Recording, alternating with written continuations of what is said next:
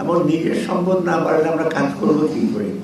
ধার দিয়ে তো আপনার যেমন সোশ্যাল সেক্টরে, এডুকেশনে, শিক্ষা, স্বাস্থ্য, সামাজিক উন্নয়ন, তার প্রকল্প উন্নয়ন, এগুলিতে আমাদের ফ্লেক্সিবিলিটি থাকে না বাইরে থেকে ঋণ দিয়ে। আমাদের নিজস্ব সম্পদ হলে কিন্তু আমাদের নিজেদের প্রায়োরিটি, প্রাধিকার মতো কাজগুলো করতে পারি। এটা দুঃখজনক হলো সত্যি, আমরা পারি না। অতএব রাজস্ব বাড়াতে হবে। কোনো কোনো দেশে, আমি একটা দেশ আছে বললাম, ওদের ট্যাক্স জিডিপির 26%, 26%। কেন? আমি জিজ্ঞেস করবো কেন ওই 26% ট্যাক্স দেয়? কারণ হয় কি, ব্যবসায়ী, সাধারণ মানুষ সবাই কনভিন্স ওই যে ভ্যাট বা ট্যাক্স দিয়ে তোরা তো আবার সেবাটা পায়।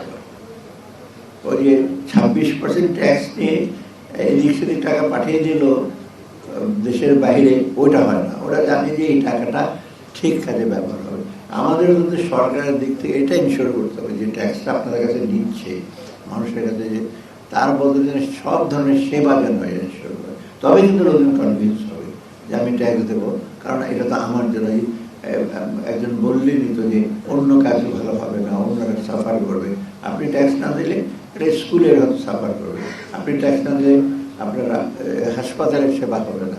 অথবা একটু দয়া করে সবাইকে ট্যাক্স দিতে, আপনার বিশেষ করে আপনারা একটু উদ্বুদ্ধ করেন। আপনারা তো অনেক কিছু কিছু প্রিএমটিভ কথা বলেন, যে সরকারকে বলেন, মানুষকে বলেন, উদ্বুদ্ধ করেন যে আপনার ট্যাক্স